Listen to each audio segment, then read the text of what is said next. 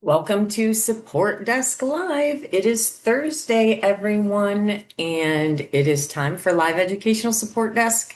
My name is Ali Miriam. I will be your support desk support for the day. So, as everybody's coming into the session, we are also streaming this live to our Facebook. Hello, Facebook. You can come in the room and join us in the room. One of the things that I like to tell people is that it's a really great opportunity to do like a co-working session for yourself. Set aside some time to work on your Zenler site, to work on your content, whatever it is that you're working on to attract new clients to your list, new leads, right? What are you doing? Are you working on today? I am going to make sure that we pin our post in the Facebook group so that everybody can see us. And there I am. I'll pin it up to the featured. Okay. And as you come in, I will give you the ability to unmute your mics and turn on your cameras so that you can ask questions if you would like to. And I have been working on some stuff in the community for all of you. I posted a few save this graphics. The links were not working on those. So I'm in the process of making sure those links are fixed and they work. And so I will share my screen with you so that you can see exactly what I'm talking about. Let me pull it up. There it is. Okay.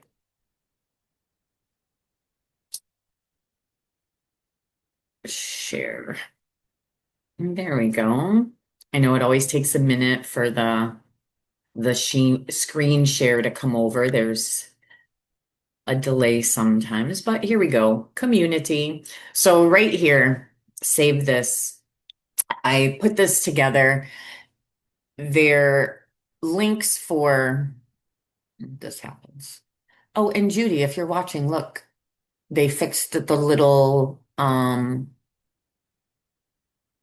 closing thing from disappearing. You don't have to scroll up anymore. So yay. Okay, so I keep doing it.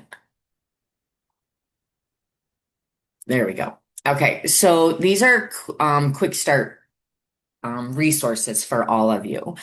There's a variety of resources in Zenler. We know this. One of the biggest questions we get is where is this training? Where is that training? Right? Trying to find where things are because we have so much stuff and we have the community, we have the Facebook group, we have the tutorial site, we have the tutorial community. So there's information everywhere and it can be overwhelming or confusing if you don't take the time to make sure you have everything set up for yourself to make it easier for you to start working on your site. So, accelerator support.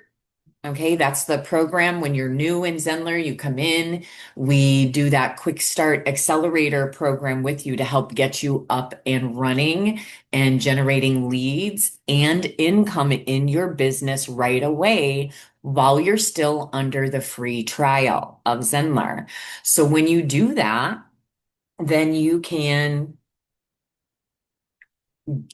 join those sessions for the live support. There's trainings, there's special trainings that go along with the accelerator program. There are special live sessions that go along with the accelerator program.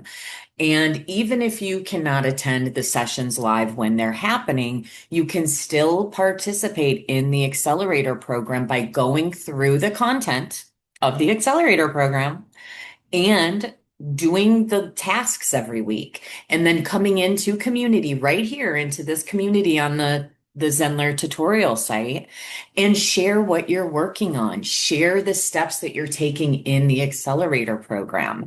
Even if you can't come to the live, I'm in the community. I will answer your questions in the community, even if you can't join the live. And guess what? Thursdays are support desk. So if you can't attend the live sessions on Tuesdays, you can still come in Thursdays on support desk and share what you're working on and share where you're at, ask questions, and get the support that you need. I am here live twice a week, okay, for like 5 hours. So you have access to me for 5 hours every week.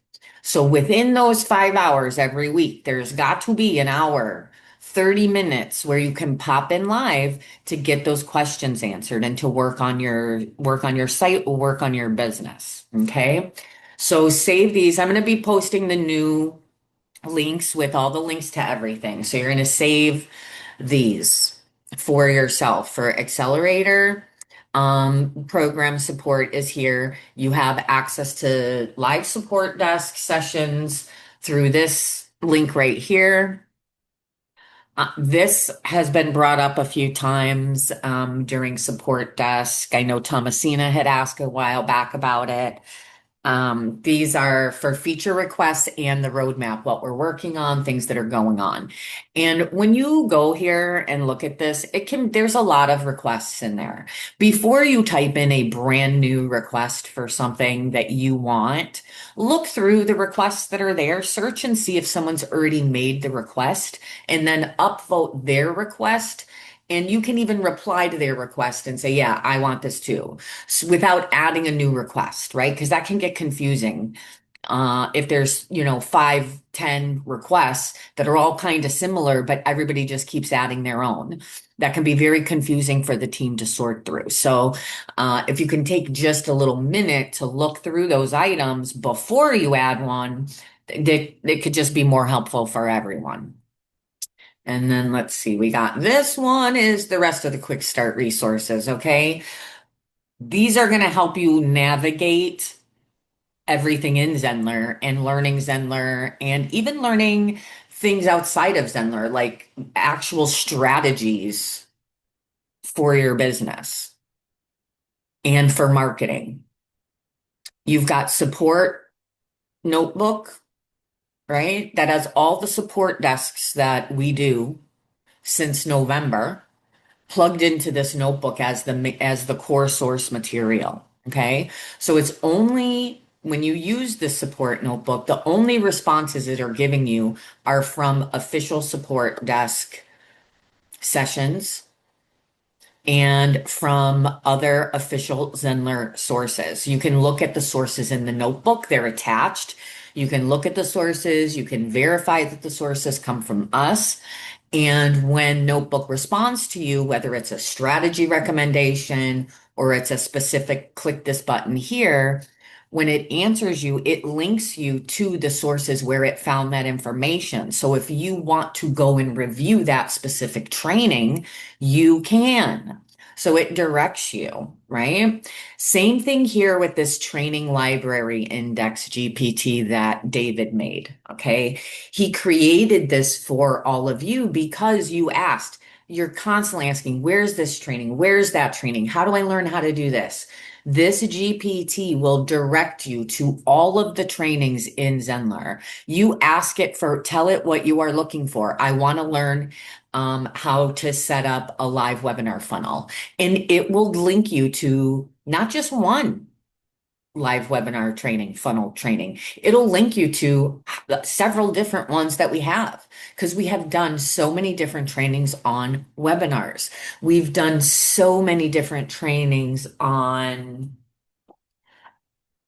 marketing. We've done so many different trainings on everything in Zenler in a variety of ways for you all. So there's more than one training, and it will link you to all of those trainings so that you can decide which one applies to your specific use case, and then you can go off and watch that. So, I mean, of all of the things that we have for you and that we share with you, honestly, you need to bookmark these two things, right? The support notebook and the GPT, the library GPT, because it is going to give you all the information. And then the third thing really is the Zenler website community right here. Bookmark this because when you have a question, when you need an actual human to respond to you, you come in here and guess what? the humans are here.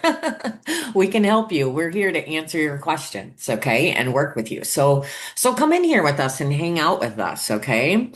Let's see. I see we have somebody with us. Hi, Sarah.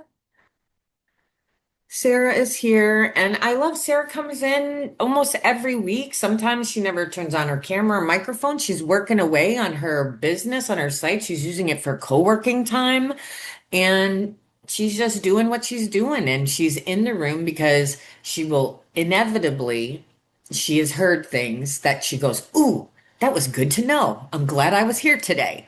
Right? You just never know what you will learn or what you will hear when you are in the room with us, right? You're not on Facebook, you're not on these other platforms doing all kinds of other things. You're just locked down in the session, working away on your website or your content or your course or your programs or your marketing or you're doing whatever. And it's focused time for you. I highly recommend it. It's always so good to have that. Oop, what did I do? Oh, page refreshing, reloading, loading. There we go. So let's see. I had chat working away. There we go. Fixing my links for me. So let's see. Did we fix it? Let's look. If these are going to be clickable. Interactive PDF. Let's see. Is it doable? We shall download it and try. Does it work? Yay, it works. Look, Lorelai was like, these aren't clickable, Allie. So now they are. Okay, so I will post these for you all. You've got the notebook, you've got the training GPT, you've got the community right here, you've got the foundations worksheet. Excuse me, that I created for the accelerator program. I think Sarah's been in the session working on her foundations worksheet a couple of times. A few people have. So, even if you're working on something like that, come in and work on that while you are here. Let's see. Yeah, so all of these work now. So good. Yay. I will get these posted in there for you. So you have that. It's honestly, it's really going to be the most important thing for you all as you're working. The number of questions we get from support get on emails, the number of questions that we get in the community or in the Facebook group around where is this? How do I do this? How do I do that? These two resources alone cover 99% of what you will ask for. Where is this? How do I do this? How is this work? These two things alone answer 99% of those. So bookmark them and that way you have them literally at your fingertips. You don't have to stop. You don't have to think. You don't have to go on the hunt for anything, right? So really save those two links. They really are the two most important things when it comes to learning and growing your business and from your Zenler site. Okay. It's going to give you the link it's going to be able to direct you to any of our trainings, any of our resources, whether they're on the YouTube channel or whether they're behind the Zenler sign in, right? Because as long as when you are signed in on the Zenler site, when you go into the GPT and you ask it a question and it pulls up those answers, when you click the link, it is going to take you directly it's going to open up the course or the funnel that particular training is in and in the Zenler. So as long as you sign in, it'll take you right to that exact training. And what happens is it helps speed up the process from, oh, I need to learn how to do this to actually being in the middle of learning how to do that, right? Because Oh, I need to learn how to do this. Well, let me go find this. And then like all of this stuff starts to happen. You encounter all of these things on your way, right? Because it's not just, okay, let me decide to go do this thing and then you're doing the thing. No, you got to go find the thing. Now you're on Facebook. Now you're opening your email. Now you're scrolling through the Zenler site and you're looking and you're reading. And it's really taken you completely out of where you were, right? Context switching and put you someplace else. And that really can eat up so many hours of your day, hours of your day, of your week, of your month, of your year, and of your entire life. The context switching and really just stopping for a minute and pulling those things up for yourself will have a huge impact on your day-to-day progress. You will just notice how much more progress you make when you can get to your answers more quickly, right? The more time it takes you to search, the more clicks you have to make, the more things you read and discover aren't what you were looking for, the more that slows you down. It eats up, it steals your momentum, right? It drains your energy, your capacity, and you're just like, oh, I don't even want to do this anymore, right? So bookmark those things and go use them, utilize them for the speed, for the accuracy to keep you moving along on your journey, right? How many site signups do you have this week, right? How many do you have today? Let's see. Okay, so what I'm gonna do is I will upload to the media library so I can put the direct click download links for you all in there. And that's something that you can do for your own site. Let's see, let me get into my admin area. When you use your media library to upload things directly to the library itself, you can choose who is able to view that link, the item on that link, or download the item on that link. So when you're posting in your community, when you're sharing information and resources that you want to make it easy for people to download, like in the community to where it's like click instant download, not that they have to log in somewhere and go somewhere and do this and do that. It's a lot of steps. When they're already part of your community, when they're either already paying you or they've bought from you, you can come in here to your um, admin area, go to your media library. So then once you've got them uploaded, there's a little share icon in your media library, and it allows you logged in users with this link can download. Anyone with this link can download.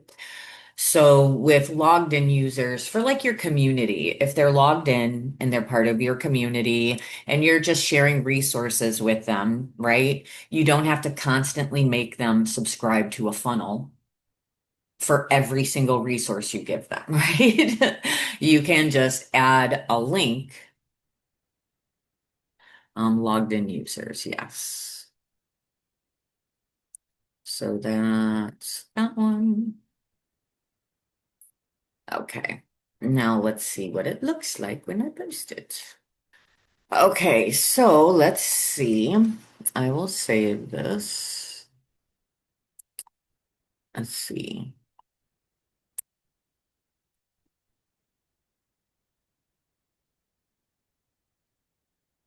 There. Instant. Oops. Oh, I did it twice. Oh.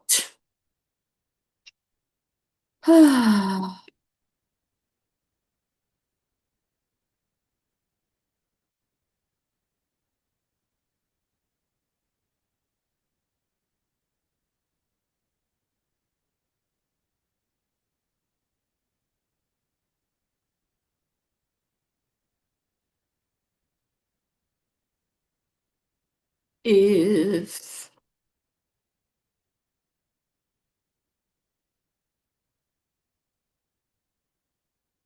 okay, so let's see, we don't need that.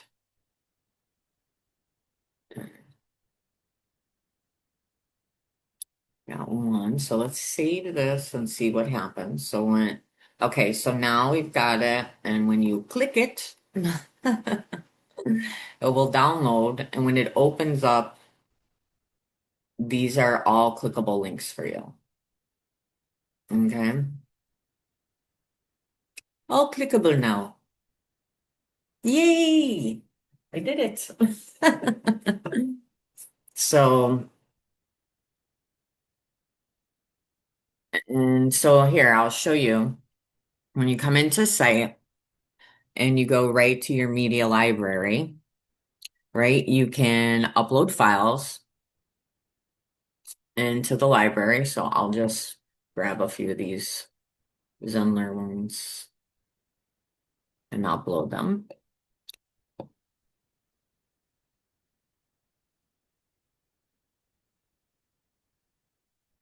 Okay.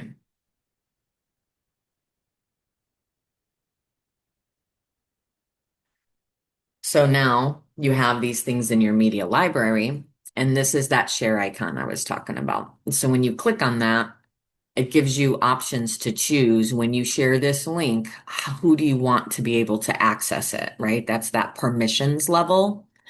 So anyone with the link can download, means even if they're just browsers on the blog or people browsing your community, that you're okay with them clicking the link and having that instant download, right? There's reasons to do that, right? If you have certain kinds of content, certain kinds of things, if it's super branded and it's the kind of thing that even if someone shared it or it went somewhere, it's not detrimental. It's actually more advertising for you and your brand. So there are lots of reasons that someone might want to not gatekeep something and let it be downloaded and shared around or whatever. There's a lot of reasons that you'd want to do that, strategies behind that. And then you can do it where anyone with this link can download. One of the things I think a lot of people get caught up in is the idea of locking down their content. And I don't want anybody to take my content. I don't want anybody to copy what I'm doing. And they have a lot of concerns about this. And I can understand why. We don't want people stealing from us and making money. It really seems like there's a bit of an emotional attachment there. Like, my God, what kind of person, like, don't steal from me. Don't take my stuff. That's mine. And I get the desire for that. I get the reason that that happens. But honestly, in business with AI and the way that everything is right now, if somebody wants to copy what you're doing, they're going to copy what you're doing. It doesn't matter how much you think about and stress about locking down your content. I think it just, you can do that if you want to, but for me, it's the wrong kind of focus, right? It's the wrong energy to bring to your business. Because the fact is, like, anything is possible now with AI. I've been having a lot of these conversations where anything is possible with AI. You can learn anything you want to learn with AI, right? So Notebook, Gemini Notebook, they just changed it. They've upgraded it. I made a post on Facebook about it. Because they're going to be putting, nope, they've got Notebook. Google has Notebook on their roadmap. It's a very, very interesting tool. And here's the thing. I can go, if I want to learn something right now, I can go to Notebook LM. I can find a lot of free sources on the internet. And what I mean by free sources Like Harvard online has free classes you can sign up for, right? There are information on out there that we all have access to. And these AI models now and tools can build entire curriculum programs to teach you like almost anything, right?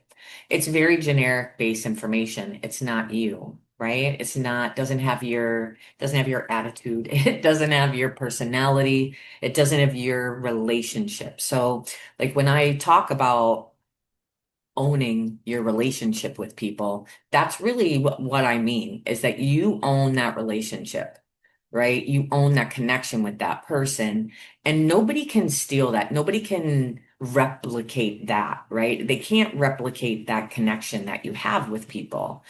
They'll never be able to, right? AI cannot do that.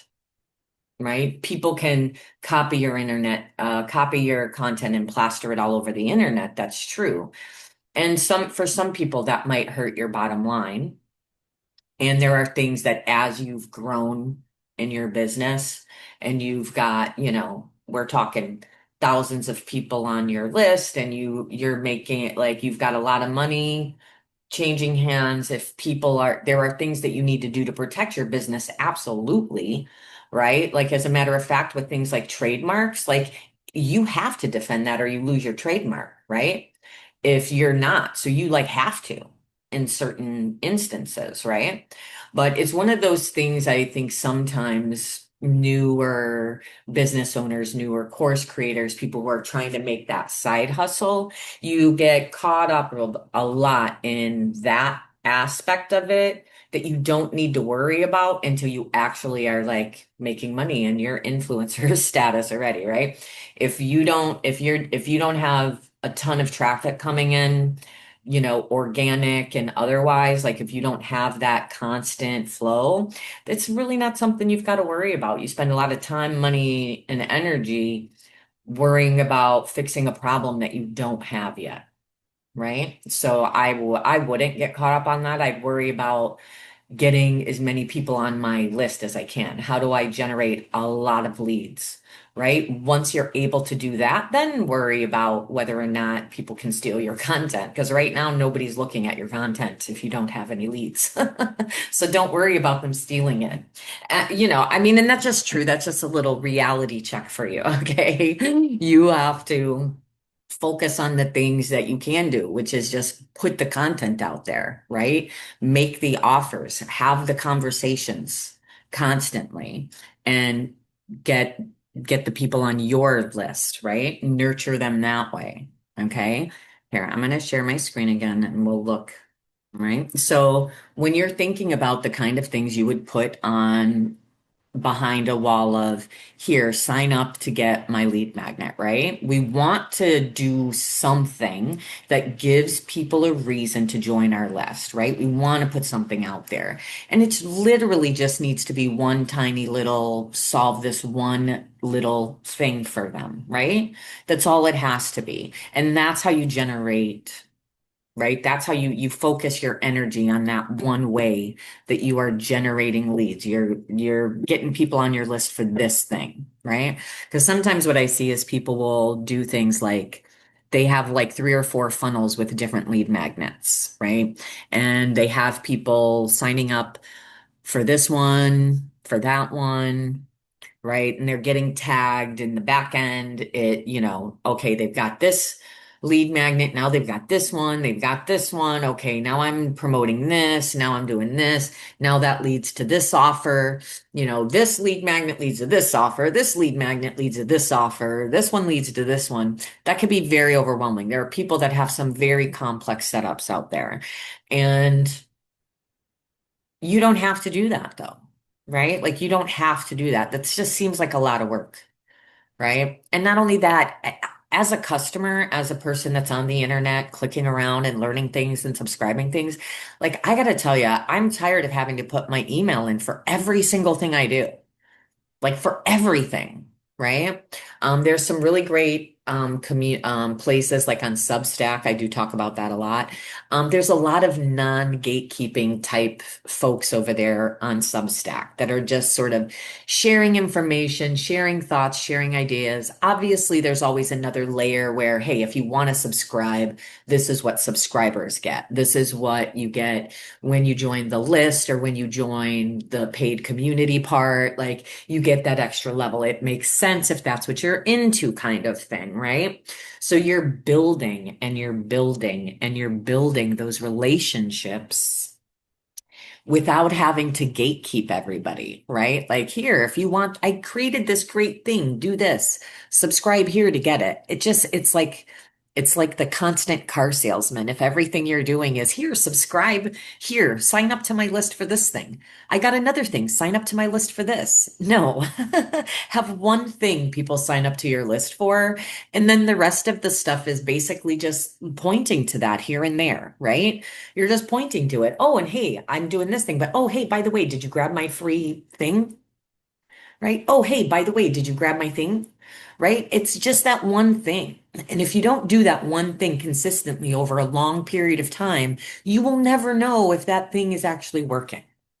Right? You might be like, oh, it's been 2 weeks and I don't have any subscribers. I need a different lead magnet. I need a different this. That is not how it works, right? Literally thousands and thousands of people have to interact with your message. Okay. It can take like 30 times for someone to see you, to interact with your brand and your messaging for it to stick because there is so much coming at them so often all the time, right? Your people will find you if you've got the content out there for them to find and discover you. They just will, right? Just have to put the content out there. And using your media library in your community as as a container, not as a way to get people to constantly re-enter their email, right? Once you create that community and they've subscribed and they're within the community container itself, that's when you can stop making them put their name in for every single thing they do. It's just weird if you do, you know what I mean? Like it just feels like, why do I have to keep doing this? I don't want to. It's awkward and it feels kind of spammy or something. I don't know. And so I wouldn't do it. I would have a community where you can just drop links everywhere that are downloadable for people to interact with you and all of that, right? Even on Substack on Facebook. I know a lot of people who are doing sort of long form posts. And I don't mean their actual subscription, like their newsletter or essays that they do on Substack. There's a notes feed, just like kind of Facebook has your general feed, your where you can post. They have those. And you can put anything you want in there. A lot of people on Substack that are sort of leaders within their little niches and industries, they share things like their prompts and their results. They don't make people subscribe to them to get those notes and see that. They just put the prompt out there for everybody. Hey, this is what I did, try it out. And then the next thing you know, in the comments section, there's other people doing the same thing and sharing their results. Hey, thanks for telling me this. Oh, thanks for this idea. Here's my result. Right? You sort of grow this little community with like real authentic engagement instead of this fabricated, like, here, subscribe to my list all of the time with the way that you're promoting your content. I hope that makes sense because I think I see the internet moving in this direction, I think, in all the spaces I'm hanging out with. I see people moving away from like the constant marketing bro speak and getting back to being like, I guess, more normal, more human in the age of AI taking over everything. I see a lot of communities going back to like I don't know. I'm feeling a lot of like 90s internet vibe everywhere right now, which I kind of like, to be honest with you. Some of this overproduced, over technology stuff. Like, and I say that as someone who works in the technology space, right? And social media and marketing and like cool tools. Like, I love a cool tool, but I mean, my gosh, it's just if there's so many tools everywhere and we're just constantly grabbing towards the next new tool, like how do we have time to ever solidify anything? How do we have time to absorb or process or learn or implement if we're just constantly being bombarded with these new cool things? Like I don't know. I'm all for advancements. I love it. I like it. I want some more of it. However, I also like to just be a normal human being without, having everything to be a full ecosystem and a full workflow and this automation and that automation and this link and that. And oh my goodness. I'd give up. I give up. Okay. So yeah, so there's that one. It's in there for you all.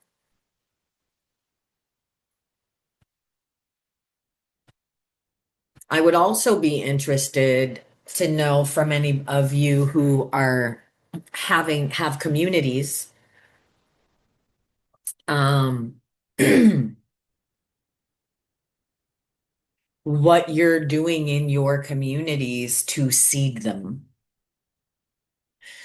And what I mean by that is, what are you doing to get the community set and get that engagement started, right? Get the community seeding it so that from the very beginning, there's engagement and there's things happening. So Kevin did a training not too long ago in the Zenler community, one of his office hours slash quack sessions.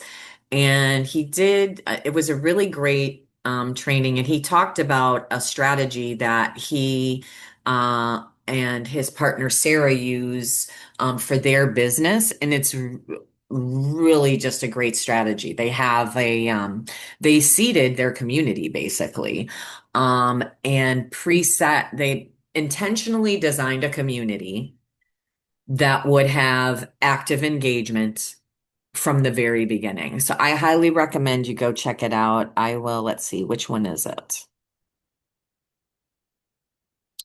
Doodly doo. I can tag it maybe. I'll find which one it is and tag you. I don't want to have to open all of them on Facebook, but it was really great training about basically seeding your community um from the get-go, like one sole purpose and not overthinking it. So for this particular example, for Kevin, it was ebooks, right? Free Kindle ebooks. And people who like to read and share their free ebooks. And these are all different kinds. I mean, there's gardening books, there's books on like anything you can imagine in that group. Is that Sarah and Kevin's specific niche? No, it's not. It's not their specific niche. It's a variety of niches in that group, but it's a bunch of people sharing and reading and and downloading free ebooks, right? The community, the natural sort of purpose of that community is to share. Like, so when you're setting up your community, why think about that? Why are people coming into your community? What are they doing when they get there? Right? Sarah and Kevin solved that problem. It's share your free Kindle books. If you're a reader or a writer, come in here, download free books, come in here and share your free books, right? How simple is that? There's no overthinking, there's no over planning, there's no like they built a whole website and did a whole thing just for this idea they had. No, they created a group and said, here, if you want to do this, do this. And they have a lot of people in this group. And it's active. There's posts every day to this day, and they've been running this group for years, right? And the community is creating the content. They don't have to hardly manage it. It's very low amount of maintenance for that group. It's not no maintenance, but it's very low maintenance. The community creates the content there, right? The community keeps itself going. It's self-sustaining in that way. So how can you intentionally design a community that has that built into it? What does that look like for you and for your business, right? How do you get a whole bunch of people together and keep them engaged? What is that one purpose, that one reason that they will continue to go? What makes it sticky? What makes them come back? That is what you need to know. Okay, let's see. I'm trying to find the hand. I can't find it. You're trying to find the what? My raised hand down here. I can't find it. Oh, I'm so sorry. I didn't see here. Let's see. I didn't see someone had come in. My apologies. Well, Irene, how are you? Hi. Hi, Allie. I can't find my hand down here. I know it's under React. There's a heart and it says React. And if you click that, there should be an option to raise your hand in there. Zoom Weird. changes stuff around, so. But it's okay. You have the ability to just speak to me. Okay, great. Thanks. I appreciated what you were saying about forming a group. I just formed a Five Wisdoms Cafe. I created a cafe. Oh, I love that. Yeah. And Cafe. it meets every other week on Wednesday mornings, so it gets a lot of time zones. I'm in California. Anyway, my Yeah. main questions, however, are not around that. Um, it's around my database. And this might be something for tomorrow, the planning thing. But while I've got you, I thought I'd ask you some of these questions. Um, how my main issue is cleaning up my database. Um, I in January 23, I brought all my contacts from MailChimp into Zenler, and some of them don't have names. Should I do anything about that? That's one of the issues. Another issue is that they're people with the same name with two different emails. I guess I just leave that too, right? So is it in there? Okay, so are you sending two emails to them? Um, Perhaps. I don't I know. I mean, my so list is 2,300 by this. okay, there could be a couple of things, right? There are definitely people that have the same name in the world, right? And so it could still be two separate people with the same name, and if they have different emails. So that could be some of the thought. When you have a few thousand, there could be a few of those. There could be some people that have double subscribed.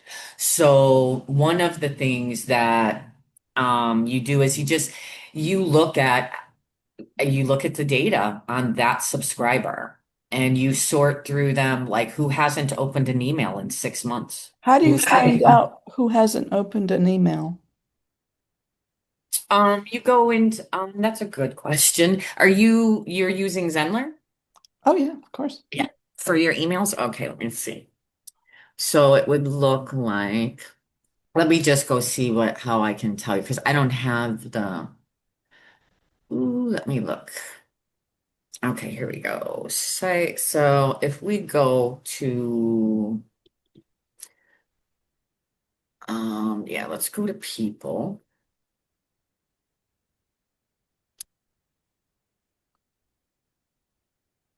and advanced filters.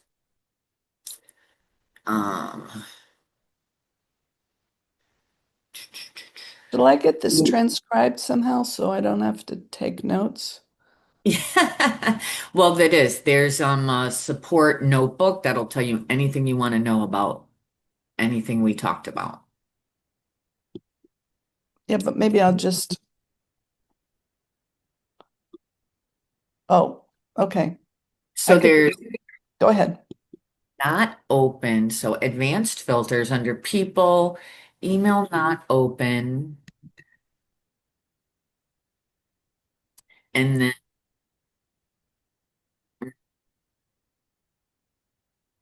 yeah, you have some filters in there. So here, I'll share my screen and show you now. I don't have many people. This is a fake site, so there's no people in it, but I can show you where the settings are. So when you come into your people, All. Yep. you can advance, filter it, and you can filter by email not opened, email not clicked. It is going to ask you for a specific email. So if you have like a newsletter that you send out, Right.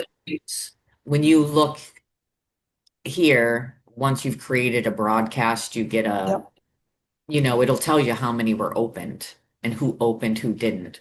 So if that's what you're using is your email broadcast, you will have a list of, this was, Yeah, I pretty regularly look at who opened and who clicked and who unsubscribed and who bounced.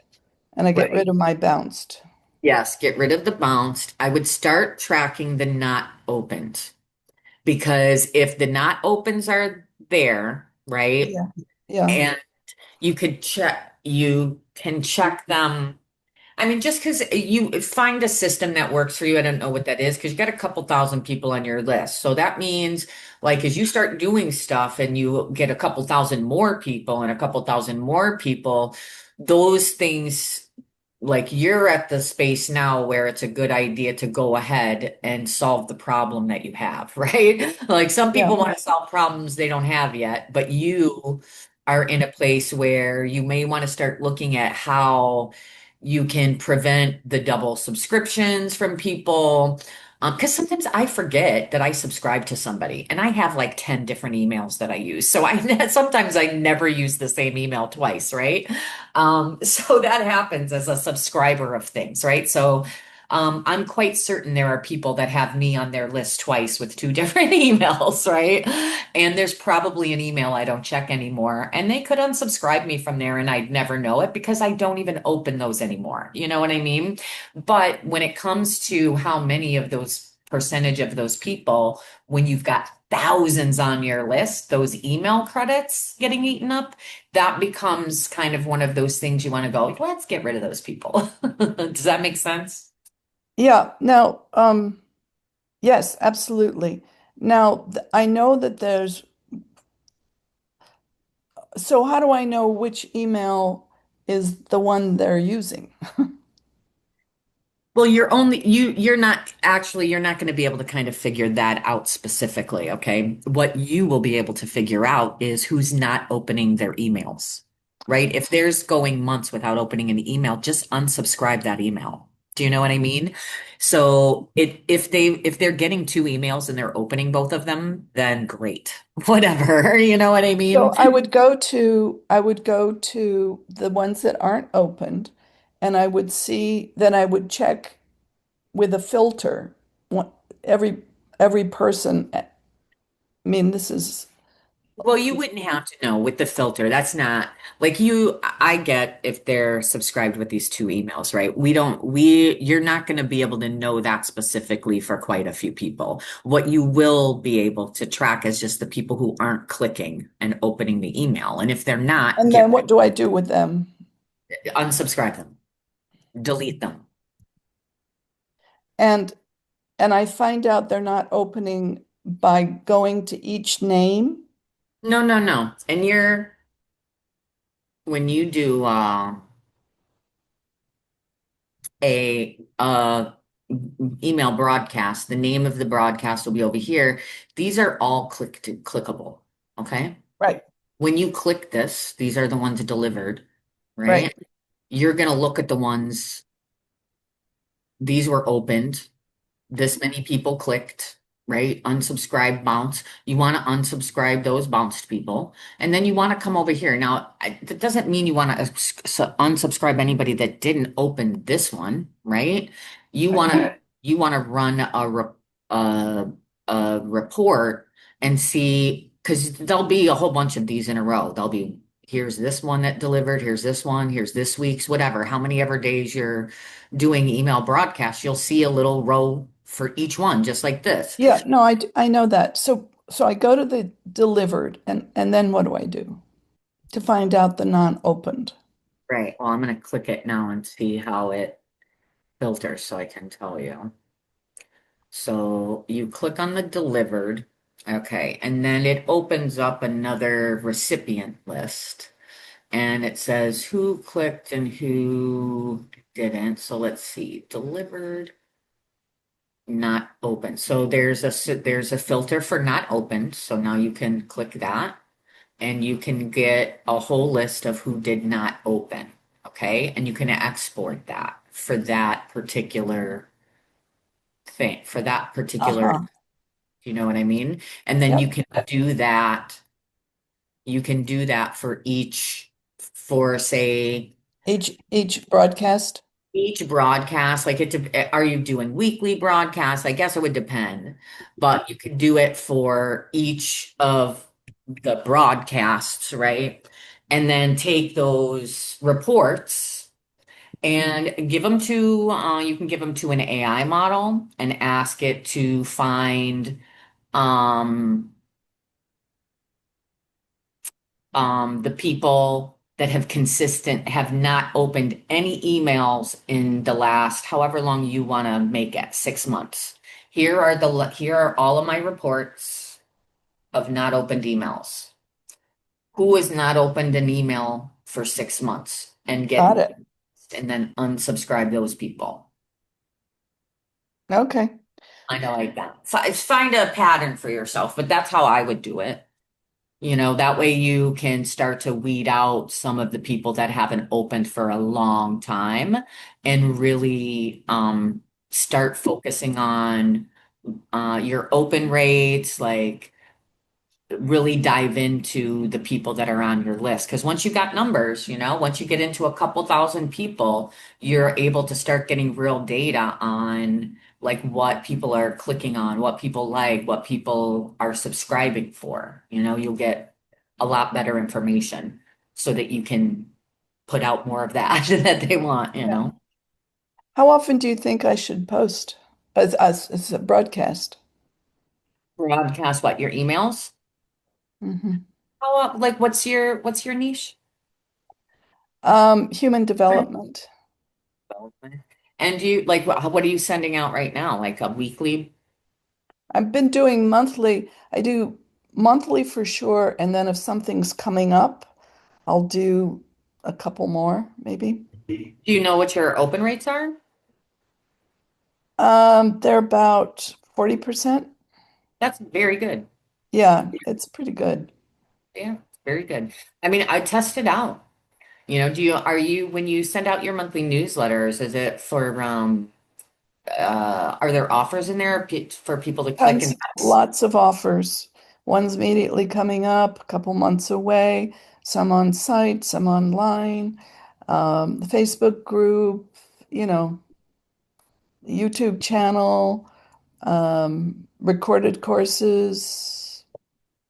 Okay, and are you getting good click-throughs on those too? Pretty good. Like people doing Not good? great. I mean, I'd say my overarching thing is turning leads into dollars. And Yeah. that's Money. That's what we need. Money, money, money, money, money. money, Direct, money, direct, money, direct. money, money. Yes. Money. Yeah. Um, Test out making more offers in the email. Maybe test out because if you're doing it once a month and you've got everything going on in there, stuff coming up, stuff here, stuff there, it might be one of those instances of just too much Overkill. information. Right, exactly. Because there's a whole psychology behind I read a study a long time ago, years ago, about the restaurants and menus, right? People, diners have a better experience overall in a restaurant with a very small menu. Like people will go in and they have a little menu and people will be like, there's not very much to choose from, right? But this is it. Like you got your seafood, your vegetarian, your whatever, you know what I mean? You got one of each. That's it. That's all you got to choose from. But it's very specific and targeted. They choose their thing and they're way more satisfied with their experience, right? Because they're not looking later after they've eaten and gone, oh, maybe I should have tried that. Hmm. Right? It's so many options on the menu. They pick the thing and then they're like, maybe I should have gotten that thing. So they're not as satisfied with their choice. Whereas when it was less choices and they chose, they came out, oh, that was the best thing I ever had. Yeah, the thing is, I have different things for different audiences. Like I have an in-depth 9-month training, and then I have get the same material recorded. You don't get the community and blah, blah, blah. But, and then if it's sort of like how deep people want to go. So I want to be able to offer something for people who want to go deep. Yeah. Well, yeah, and you should do that. You're always going to have people on your list that are at sort of at different places in their Right. journey with you. So, and at different places in their personal journey, and also at different places in their level of trust with you and their level of comfort of working with you in which area. So, absolutely, you're always going to have that. I would try sending emails to for a specific offer. So yeah, you've got a whole list of people, right? Yeah. 2,300 people. Yeah. Email them but you're emailing them about one offer. Now, on that list, obviously not all of those people are at that level yet, but by sending that targeted email that's directed towards people at this specific level, now you can start segmenting your list, right? Mhm. So now if you've got people at this level, right, you're targeting those emails and messages around those specific offers for that level of people. So those emails go out, those people are going to click those. The other, you're still going to have like your 40% open rate, right? They're going to click. There, people are going to see that one's not for them. They're going to click away, right? But the click-through rates is what you're looking for that the messaging hit the right part of your audience in that email, Hmm. do for each level, like whatever Hmm. those are, and start testing how many people you have on your list at this level, how many at this level, how many at this level, you know. Yeah. Well, yesterday I went through my 2,300 and was picking out people that I could put on my council. I want to form a council to help me advise. I want to raise some money. And I noticed that there are people I know who have been on the unsubscribed, one person in particular, unsubscribed, yet she was still in there.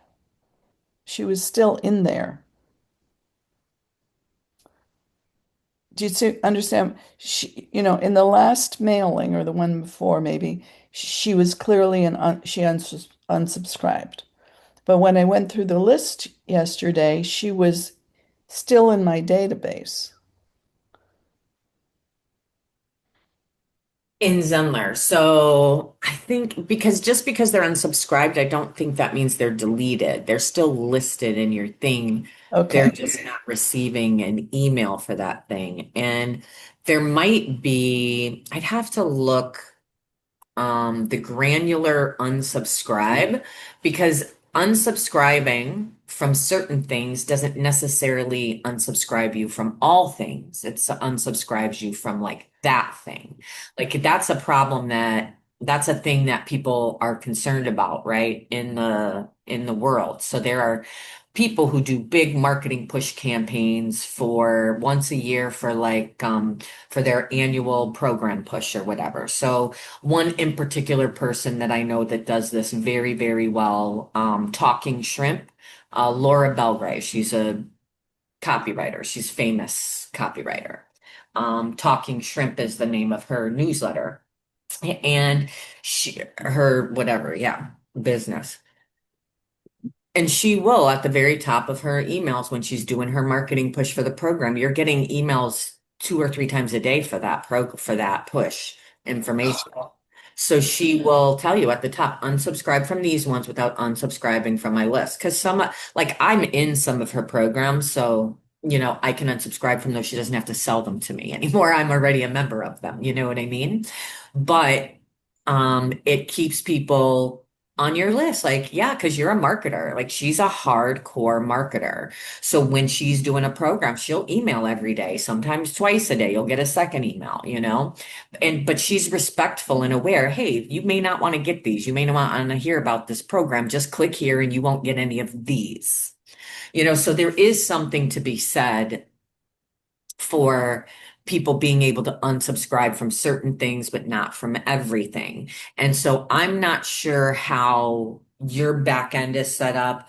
I'm not sure what the granular unsubscribe settings in Zenler are anymore, because it used to be a one and done. If they unsubscribed from everything. And I'm not sure that's how it works anymore. I think they've been starting to make some changes there. So I'm going to check. I'm going to ask David's GPT just to see, because I'm not sure. That'd be nice to know if you can find a way to check that. Let's see. Um, yeah, those people I think they just stay in there and you can search through them and remove them from there if you want to. There's something to be said for leaving them in there in some ways. Oh, let's see. Sarah's got some stuff for me. Yeah, for email marketing. Yeah, so that's what I was pretty sure of. So yeah, in Zenler you can't do that. In Zenler it's not, they just unsubscribe from that. It's kind of a one and done thing, but they will still remain in your contact list on there. And then I guess you have to decide for yourself what you want to do with them in there on your con. Well, it's if they've unsubscribed, I would probably delete them. Yeah. Now, just so Ally, since no one else is there, um, just give me step by step once again to clean up my database. Um, I go to people, I go to advanced filter, I go to emails not opened. No, you don't have to do that. I wouldn't go. Well, I thought that's what you told me to yes, do. there was because you can do that, but it's going to ask you to, yeah, it's going to ask you to select the emails. Oh, You know what I mean? each one. Right. So if instead you go to your broadcast area, marketing, email broadcast, I mean, is that where you send from? Sure. Yep. Okay. Go to broadcast. Okay. And then you have each of your little segments there that you've Yeah. sent. When you click on the sent ones, the delivered, it opens up options for you to like start filtering. And then you can click there's an option drop down menu, select option not opened, Yep. and then that gives you that list and then you can export it. Okay? Oh, okay. And then you can go to the next one. Now, there may be an easier way to do it than going through all that. But I would do that. Because that will make sure that you've got not opens from each one that you've sent for however long you want to track it, Hmm. or however long you want to go back. So say 6 months. And then give those to whichever AI model you're working with and ask it to combine those lists to give you one list only of the people that have not opened any emails in 6 months, right? Or whatever that limit is for you. Combine these to one list of people who have not opened anything in 6 months. Got it.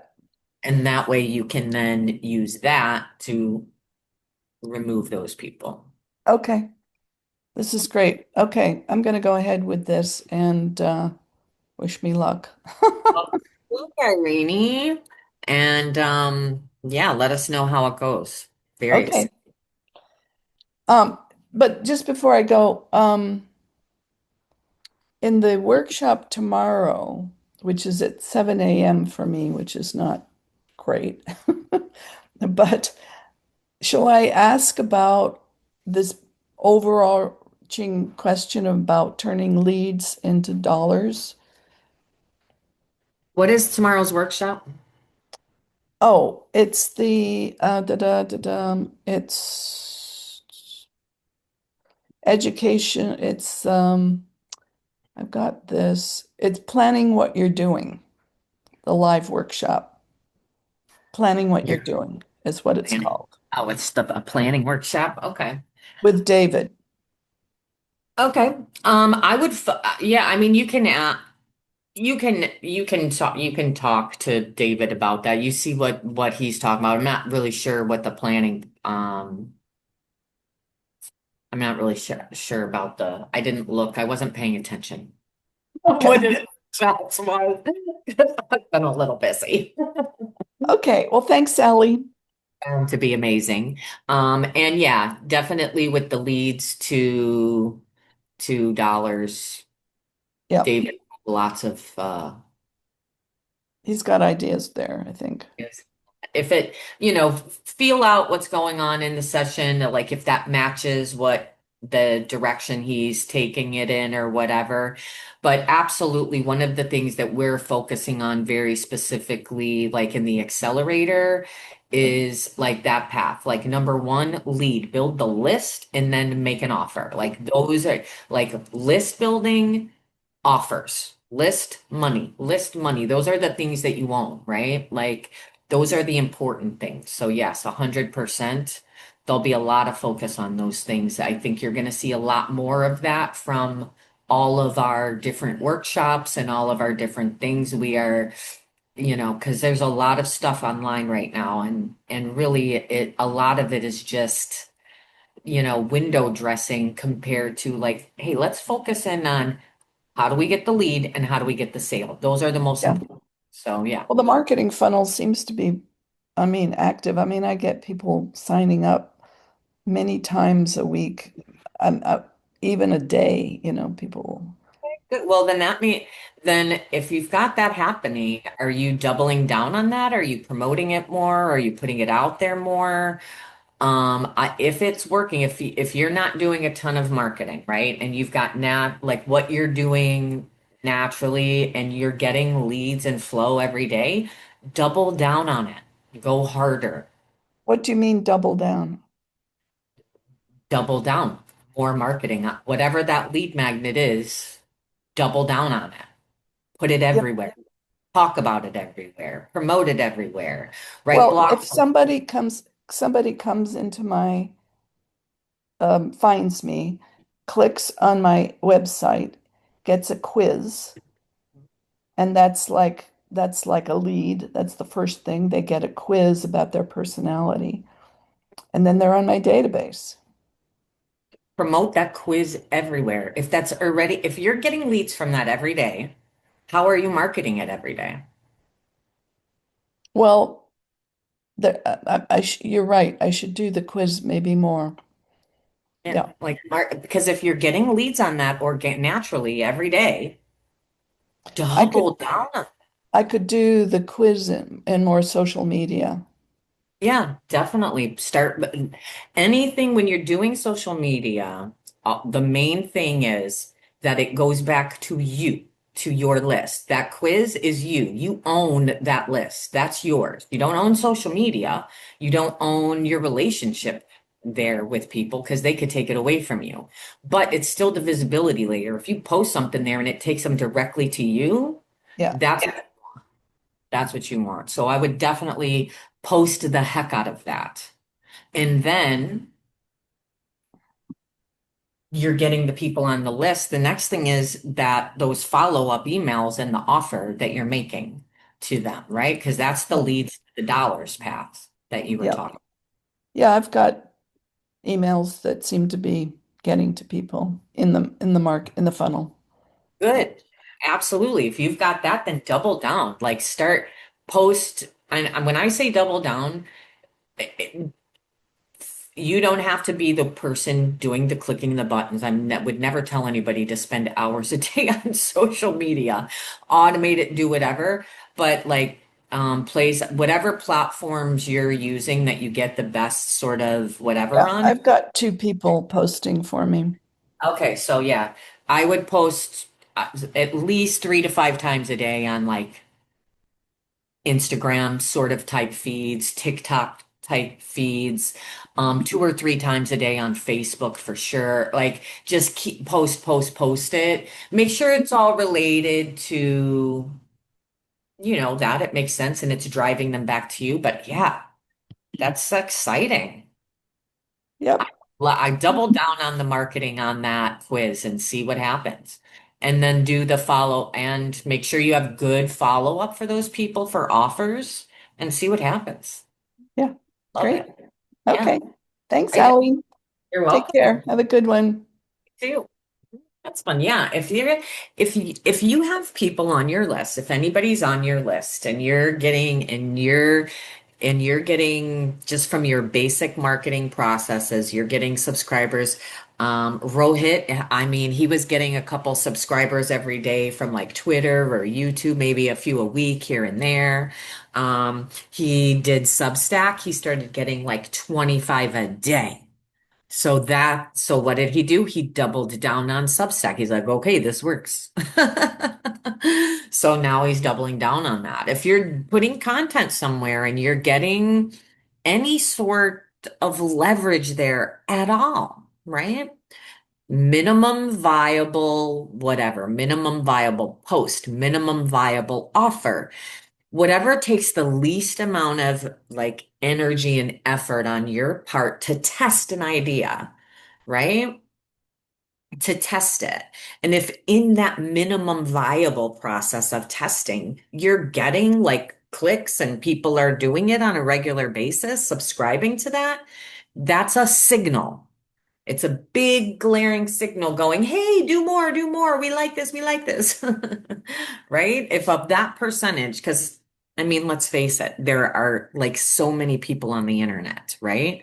So of the millions, billions of people in the world on the planet, right? How many have seen that versus how many have clicked on it? Not very many have seen it.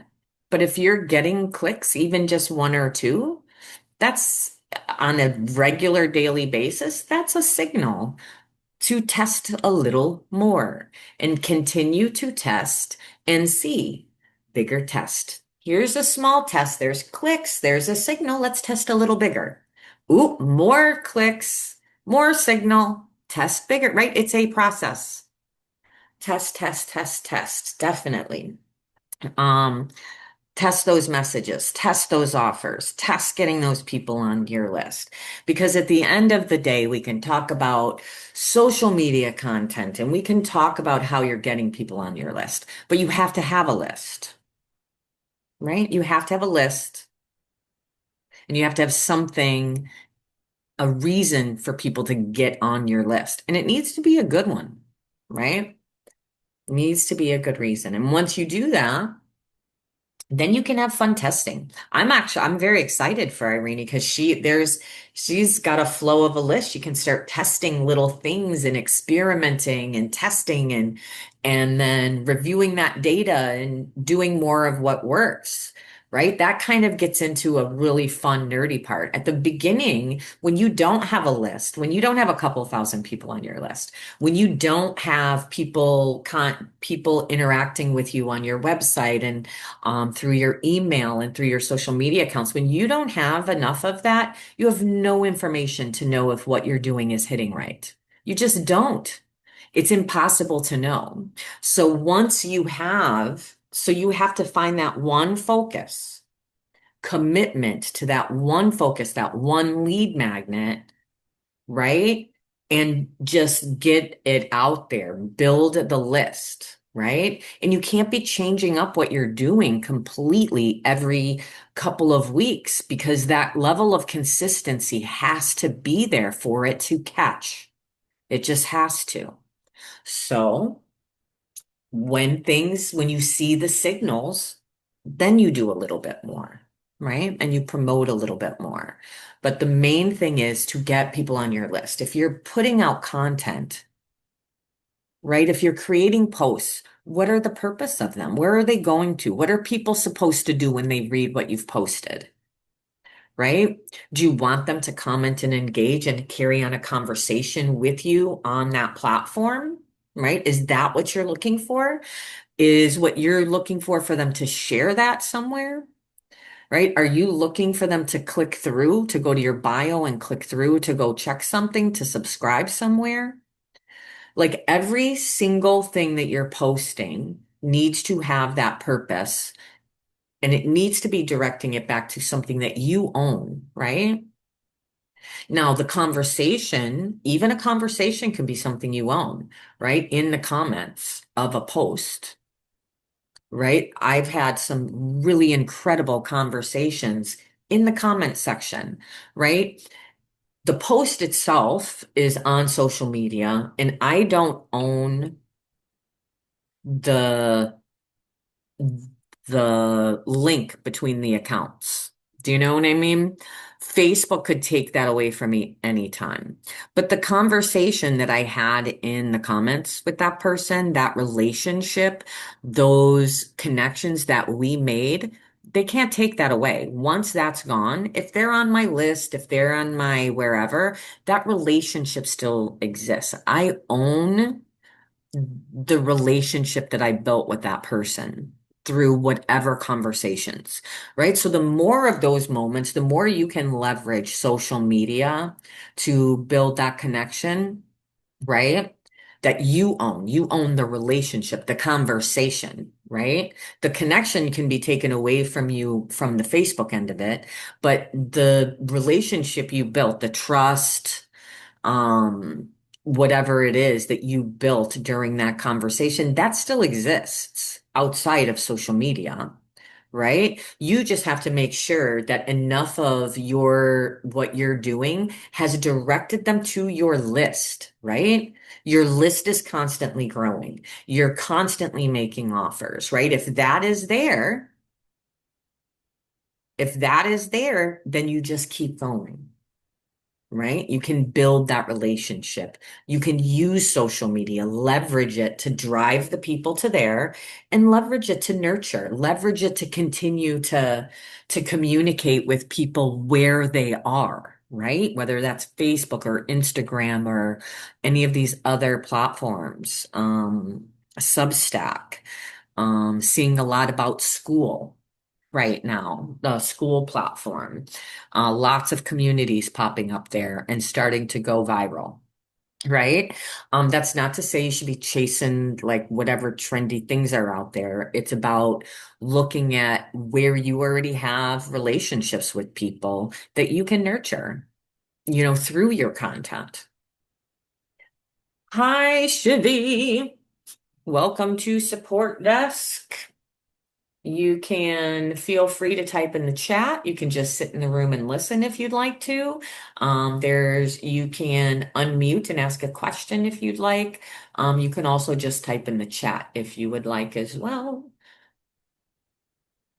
Post and come into our community that is here and not just the Facebook group. It can be confusing because we do call it the Facebook community, but Facebook isn't a community, it's a group. It's a Facebook group. That's what they call them. They're groups for a reason. It's a Facebook group. See, it even says so right here, private group. Group. So this is a community. Look, it even says so, community. Even in the link, it says community, right? In the link on this one, it says group because it's a group. Okay. Words matter. I know it can be confusing. It's annoying to me sometimes. It's confusing. It annoys me when I do it to my dang self and I use the wrong words and the wrong terms because everybody's like, wait, are you talking about the community or are you talking about the Facebook group? Wait, are we talking about a course or are we talking about a live class, a webinar? Are we talking about the little nuances of our language and how we communicate? But this is the community, okay? This is the Zenler site community. As a member of Zenler, as someone who uses Zenler to grow your business, host your courses, your workshops, and you have the ability to host a community on your own Zenler site. So, with that said, because you have the ability to host a community on your own Zenler site, I want you to think about this, okay? Stay with me, okay? If you come in to the Zenler tutorial site community and you start interacting with us there, right?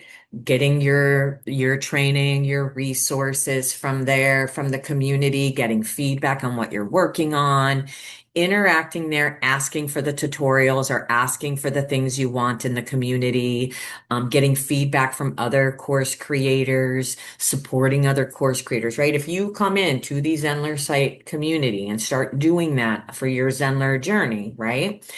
You are learning the function and the flow of the platform, okay?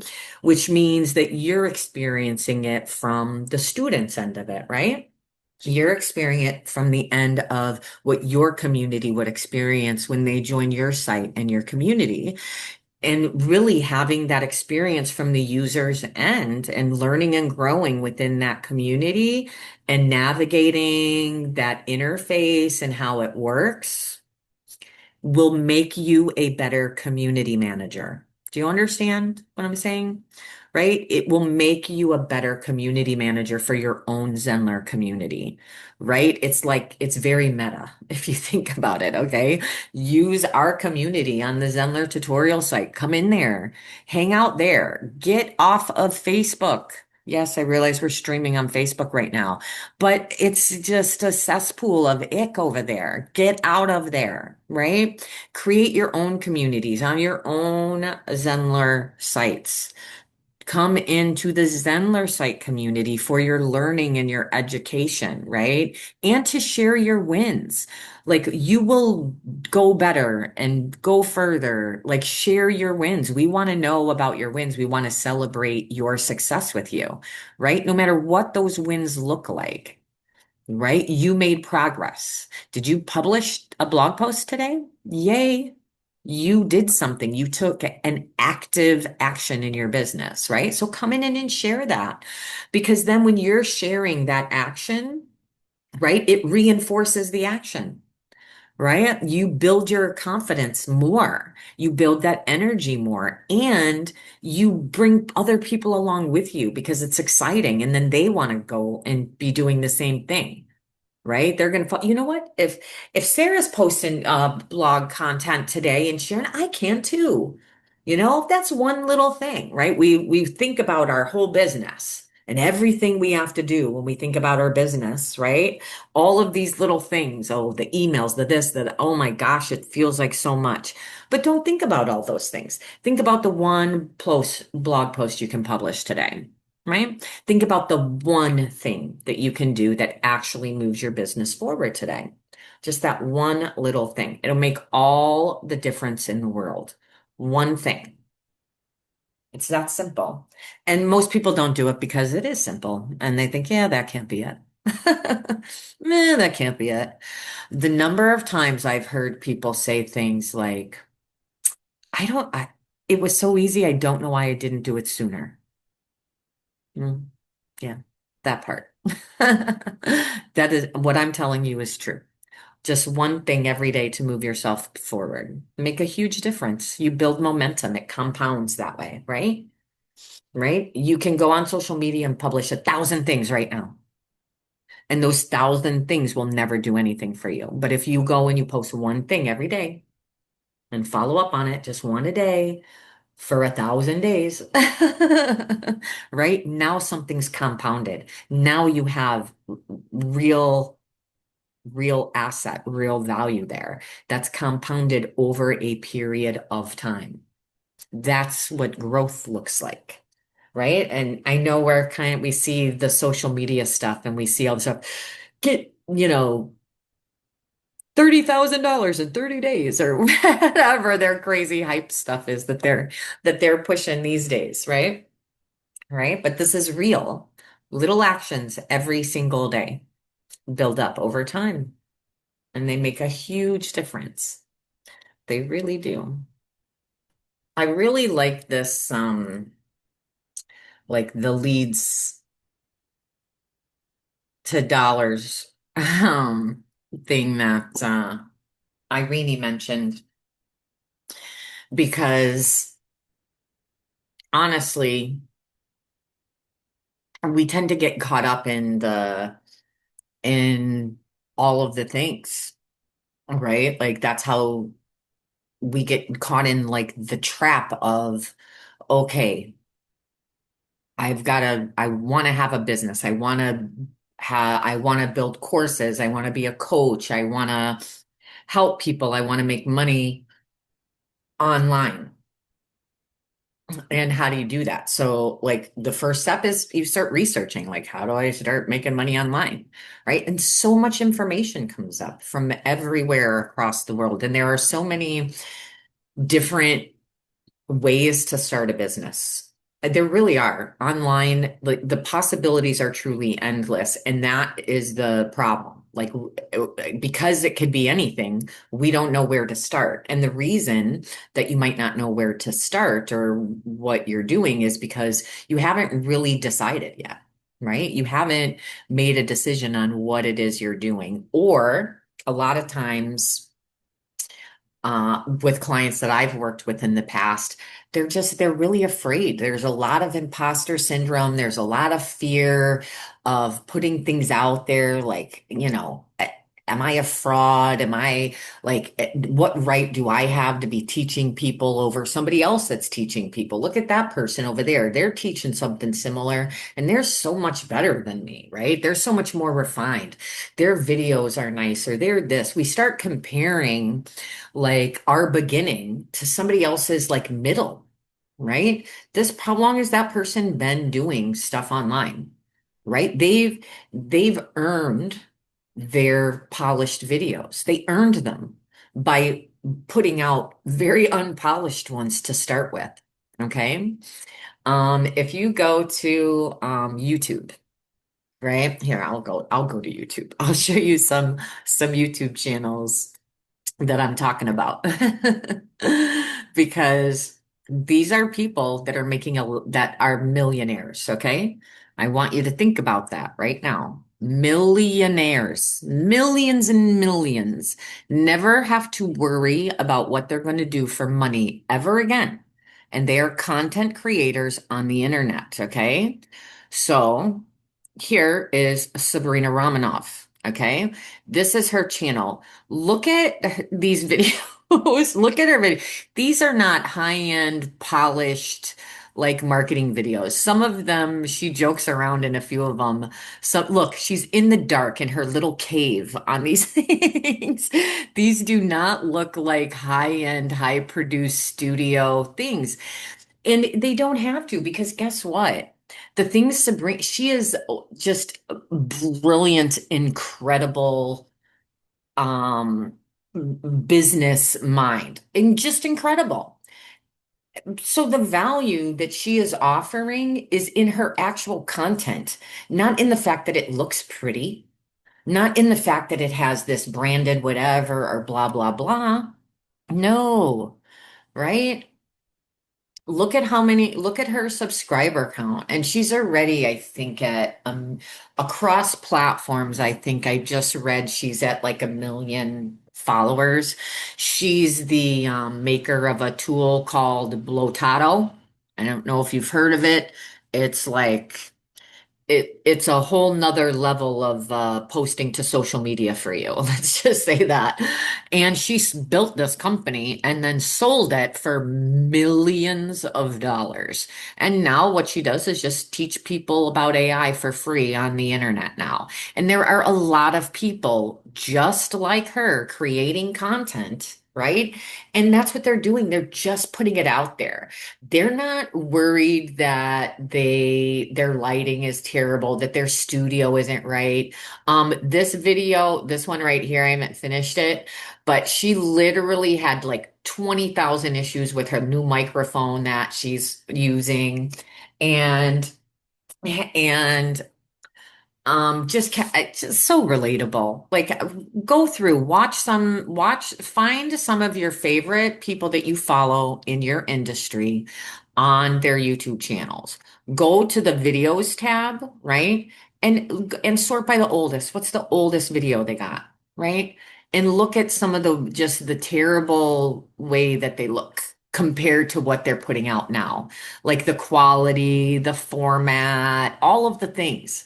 The only way they got to this format, these ugly things that they were doing into some of these nicer, cooler looking things is by actually publishing the content, by actually doing it, right? Not thinking about it, not planning it, but actually doing it, actually publishing your content. Let's see, we got comments.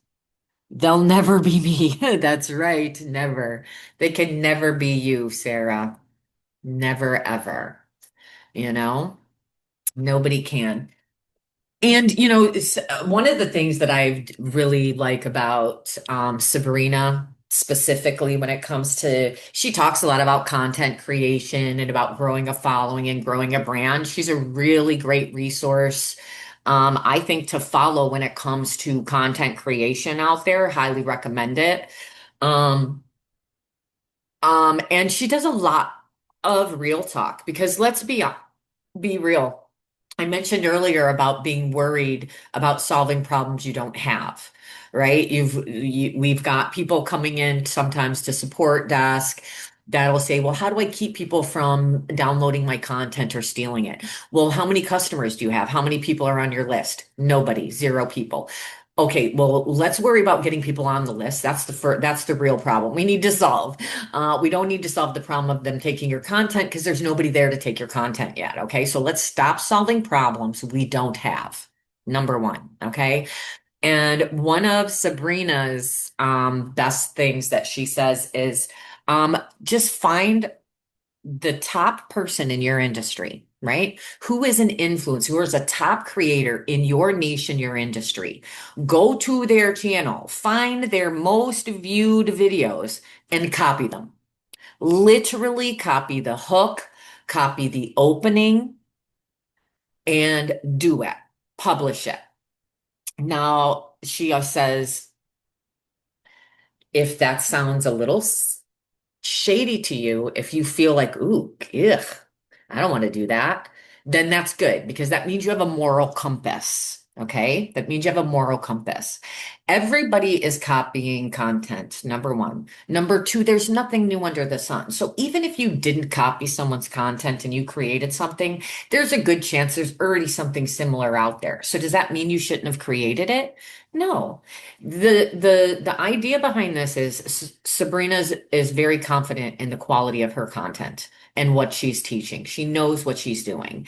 If YouTube needs the no one knows God mode, if the clickbaity things are what gets people to click and open it, once they do, they're getting real value behind it. Okay.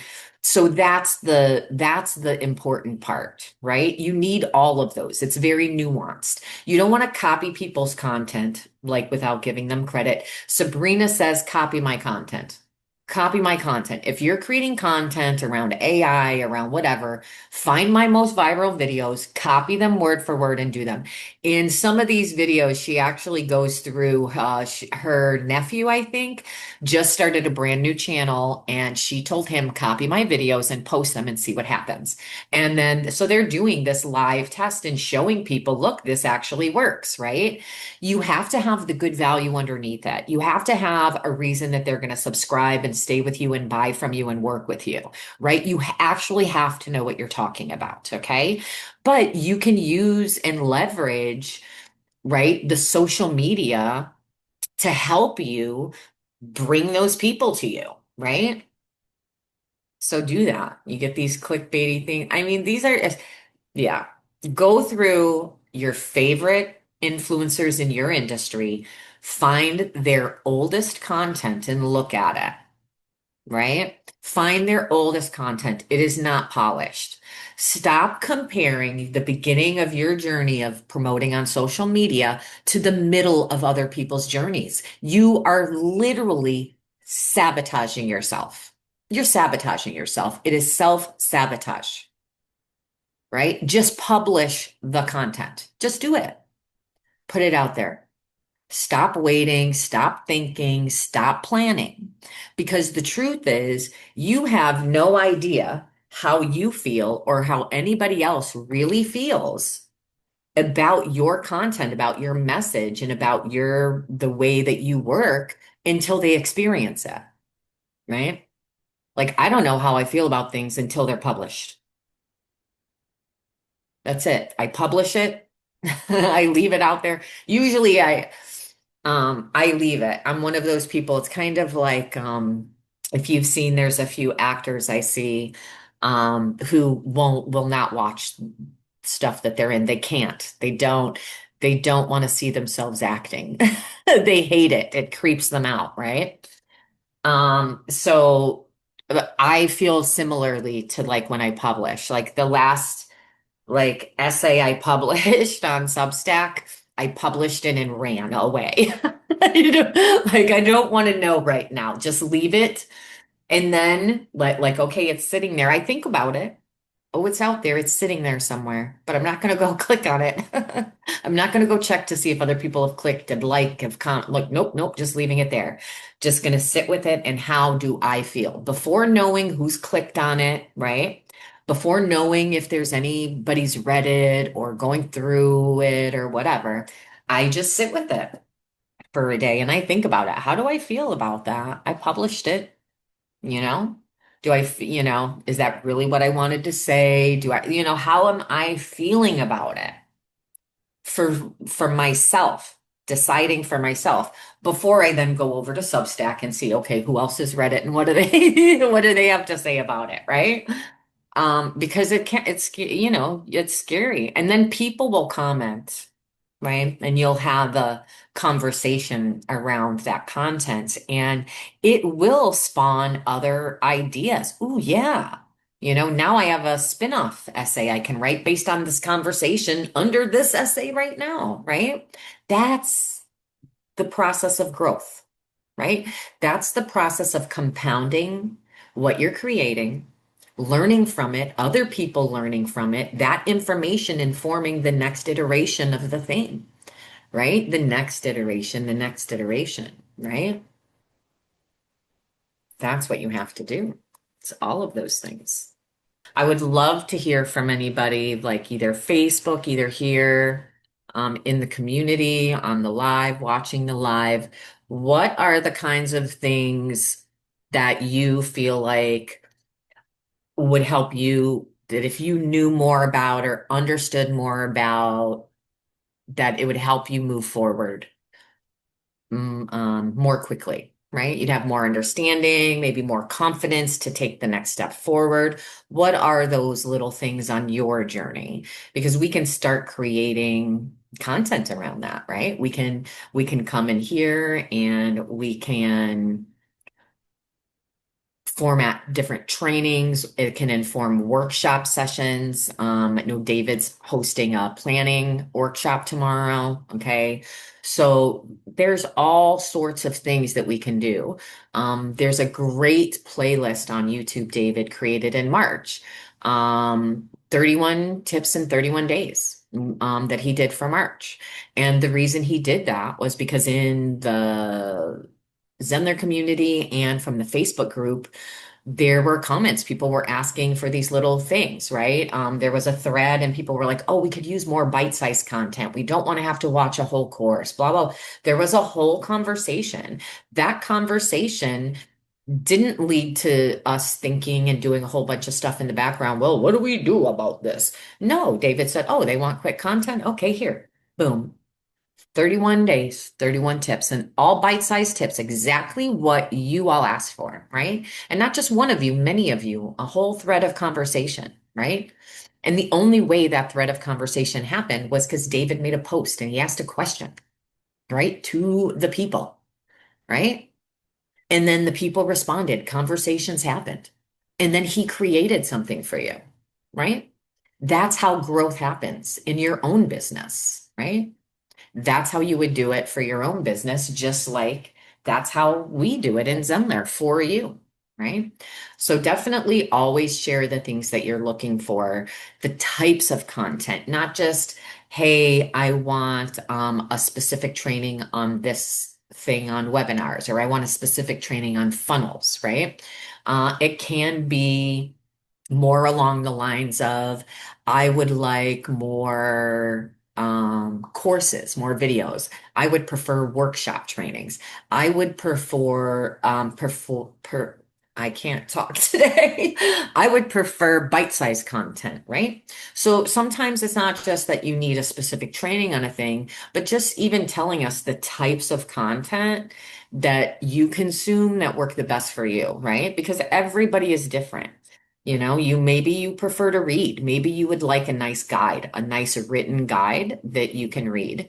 Maybe you prefer audio. Maybe you're a huge fan of podcasts. You're always listening to books on audiobooks. You're always listening to podcasts. Maybe audio is your version of learning and you like that best.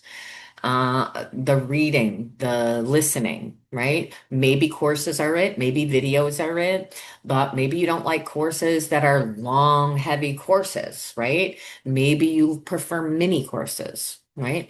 Maybe you like the video trainings, but you don't like courses. You prefer shorter, more targeted workshops, you know, an hour or less. Boom, done, right? So tell us the types of content and the types of learning material that you like, right? Infographics, notebook, Gemini notebook is really good for those kind of things as well. You can do audio podcasts. You can get podcast audio from your source content on Gemini Notebook. That's very cool. But we can do all of these things in our trainings for you as well, right? You just have to let us know how you learn the best because everybody's different. I prefer multi-layered approach. There are certain things I like to listen to audio wise, right? There are things I prefer video because I want to see. And there are some things I prefer to read because I can scan, I can read the way I want to, right? Have more control, can get to it more quickly. Even when I do watch videos and there's only a video available to watch, I'll watch it on like 2x speed. Or if you have YouTube Premium, you can get 3x speed. That's crazy. If you ever have tried it, it's wild for it to do that, to go so fast. It's hilarious. So tell us. Inquiring minds want to know. Let us know if you're on Facebook, comment and let us know what types of training content you prefer. What types of educational content do you prefer? And this is a great thing for you to start talking to your students about as well, testing out different ways of providing them with their educational training, because everybody learns differently, right? It's all different. You know, the community it has a lot of features that I see only a few people are using that come into community, but you do have the ability to chat in community, right? To send messages. And honestly, I am on community in, on the site like all the time. Like I'm here and on the tutorial site all the time. All the time. So if you have questions, if you have things you want to ask, you can come into community and you have the ability to chat with me. A few people have, sent me some messages in here, and it's great. You can post. We do have post approval turned on in the group. We have Neethu here who is keeping an eye on approving the posts most and providing you with the link to a training or giving you some feedback, but you can very specifically come in here and tag me or David or Kevin in a post to ask us a question about anything related to any of the workshops that we're working on or running at the time, because we all have a variety of things going on while we're here. Am I sharing my screen? No, I'm not. I'm talking to you all as though I'm sharing my screen and showing you things without sharing my screen. It's one of those days. That's all I'm going to say. Sorry. Okay, so here is the community. And now you can see that you can, if I can move this thing out of my way. Oh, there we go. You have the ability to message people, and a few people do message me, right? So you can send messages there. It's a great way to get in touch with someone from the team is right here on the tutorial site. Okay. Facebook is it's just, there's a lot going on Facebook all the time. You know, you could have 10,000 notifications and messages from all over Facebook, right?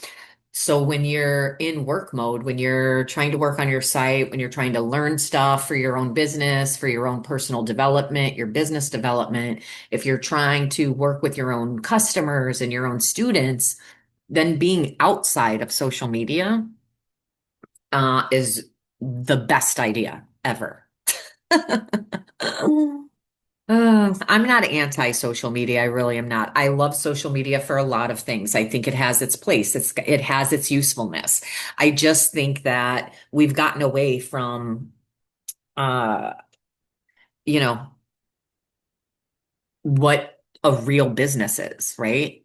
And we've relied too heavily on social media as our main connection point with people. And I don't know, it just is so there's so much there. It's so overwhelming, and so distracting because it's not focused, right? Social media, like my Facebook feed or my Instagram feed or my Twitter feed or even my Substack feed is literally full of a variety of things that I'm interested in, not just my business, not just my customers, right? It's everything. It's the entire world coming at you right in your face constantly, right? So when it's time to work, when it's time to learn, when it's time to make decisions, we need to close off the noise from ourselves for a while, right? We need to sit with the information and process. Like, what is really the most important thing I need to be doing right now?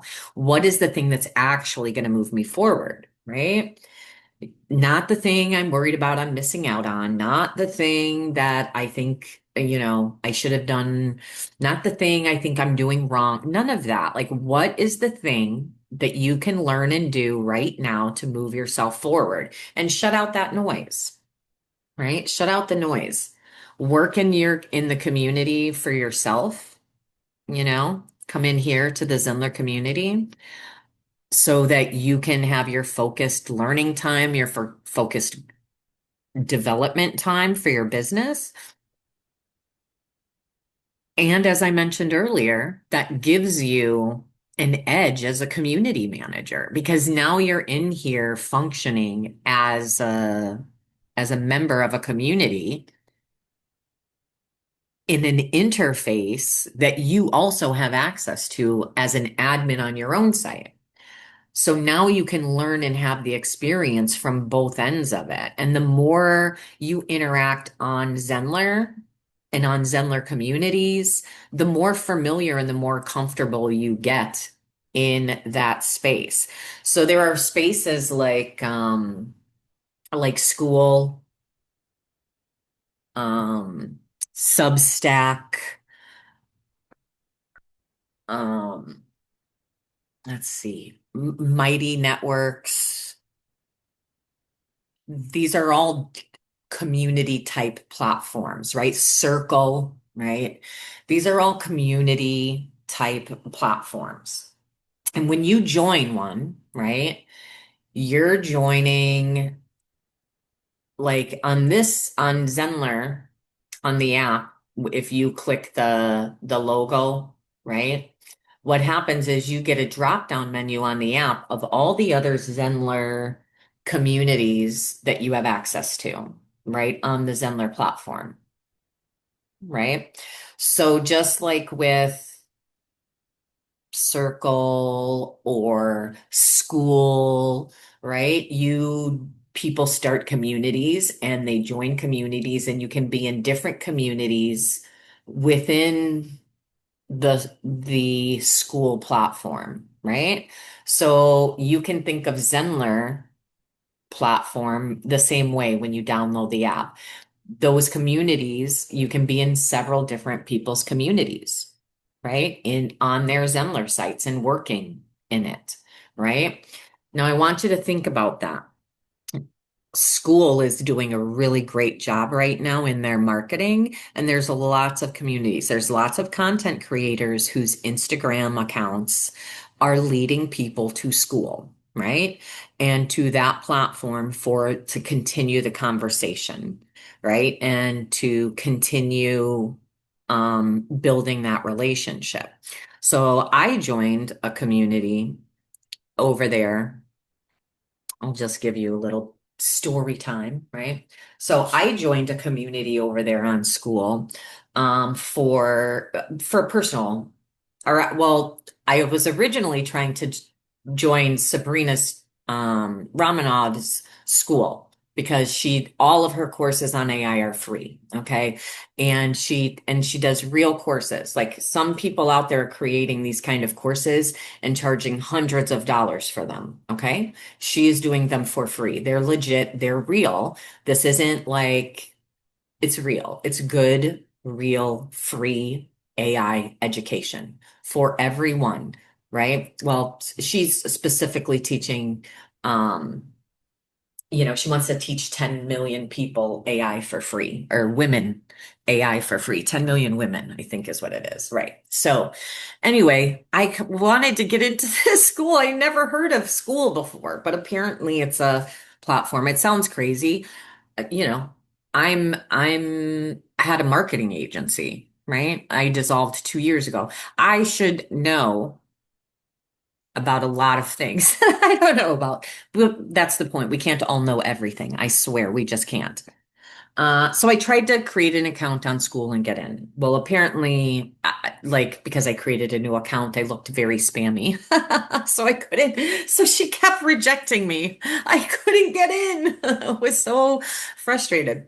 So so I was like, okay, let me create a profile here.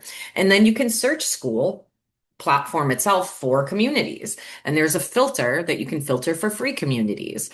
So I decided to look like, what am I interested in, right? Like on a personal level, like just for personal growth and things like that. And I'm very interested in tarot. Okay. Um, so I found a free tarot community to join over there on school. And when I did, it was just that particular community very active. They intentionally, when I came in earlier today, I mentioned, how are you seeding your community? Well, on school, they're doing this, ooh, so very well. They're doing such a great job of seeding their own communities and guiding people. Like literally, like here's your private tour, holding your hand and welcoming you in to their community. And click here, do that. Oh, and post here and do this. Oh, look. Oh, yay. Points. You unlocked this. And it's just so very, just this very interesting experience there, right? And as I'm engaging and growing, I'm leveling up in their platform, right? That's the gamification, the leaderboard. There's a way to do gamification that feels fun and welcoming and warm. Okay. And then there's gamification that feels kind of spammy and weird and like, yeah, I'm not doing that. Right. There's different versions of gamification. So pay attention to that. Look around for those communities and see the difference between the ones that just notice, what communities are doing really well and successful, highly engaged people involved, and which ones just seem kind of like they're spammier or whatever. Because both things can be true, right? Engagement in a group, active groups can be very spammy active, or they can be not spammy active, right? So there's two different things to kind of look at and think about. And now when I'm in this community, I've been in there for a little while. I finally was able to get into the Women Build AI community that Sabrina has. And as I'm going through, people are recommending other communities on school to join. And there's this process in school where they somebody who's doing school training has a course on school on school. Yeah. Training on training on training. Anybody? So in her training, in her group on school, she's asked admins of other communities to pair up with each other and help each other admin their communities. Okay, it's crazy, right? But it's working there. It's working really well. You have to find other admins of other communities that are similarly related in a community that you would actually want to join, right? That you would join and be a participating member in. So, for example, like my community that I would build of my own would be around women and owning income with AI, right? That would be my community, right? But the communities that I'm part of could be a lot of different things, right? Like I'm part of a tarot community. I'm not teaching anybody tarot. I'm not trying, right?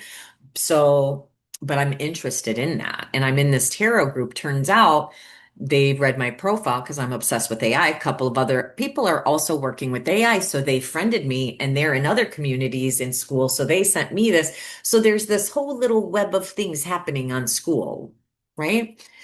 Your Zenler site is the same thing, right?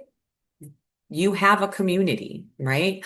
Other Zenler people have community. And when you have the app, you can switch between those communities and interact with those people from all of those places. It has to be under the same email, right? So if you have a business email that you use for your stuff, but then you have this other email that you use for some other sites that you're subscribed in, the app won't put them all in, right? It's the same email. It's your email is the identifier. So any email that you've signed up for a Zenler community on, every single one of them will be in a drop-down menu on your app, right? So that's good to know for you, right?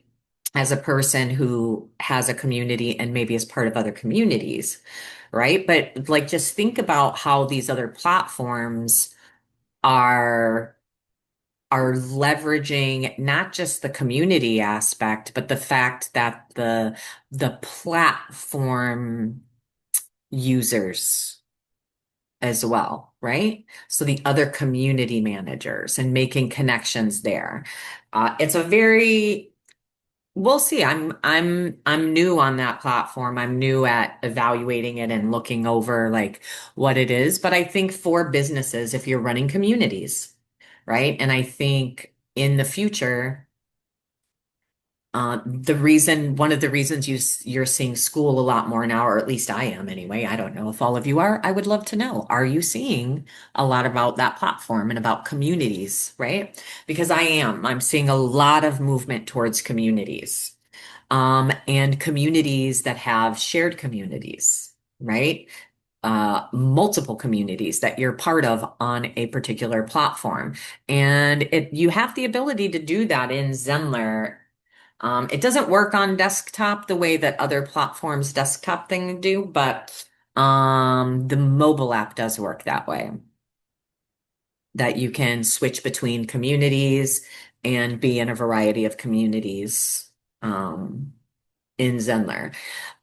Your notifications in Zenler are all individual based on that account that you're logged into, whereas on the school platform, you have one notification list for everything, right? For all of your communities that you're in there.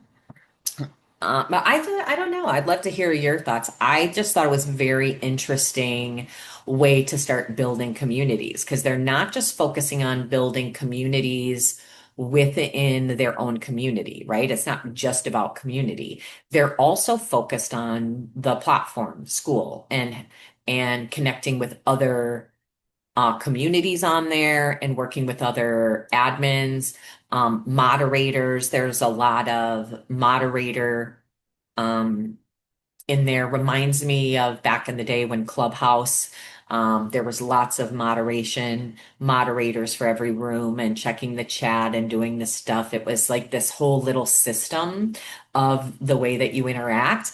And I really have that vibe on school. I don't know why, but it gives me kind of a Clubhouse vibe, even though it's not an audio platform like Clubhouse was. But just the way that their hierarchy, the way that they structure things in there, the way that the community managers are all kind of like connected to each other. It's very interesting. Yeah.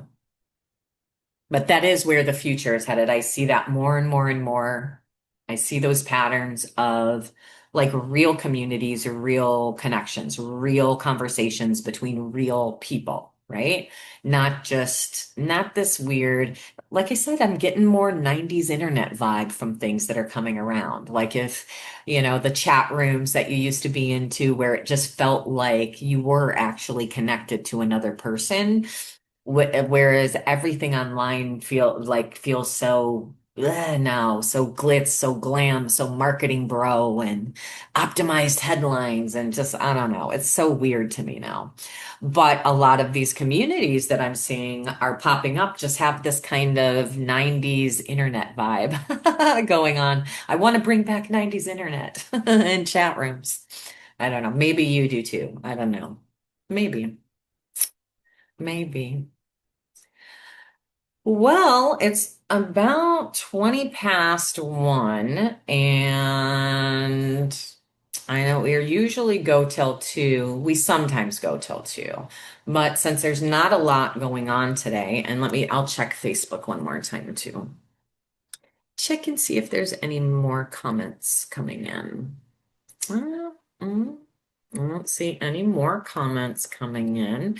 So we'll end here. We've had a good long session today. I know, Shivi, if you have any questions, if there's anything you want to ask in the chat before we end, I'm happy to help or answer any questions that you have. Otherwise, I think we will call it a day.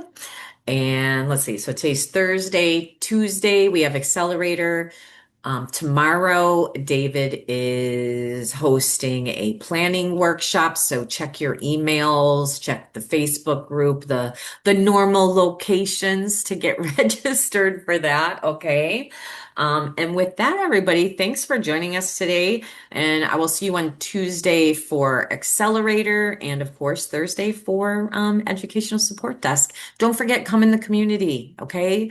Let's start doing some fun stuff around community. I really think that that's going to help a lot of you build those connections that you're looking for. Okay, so let's do it. See you later.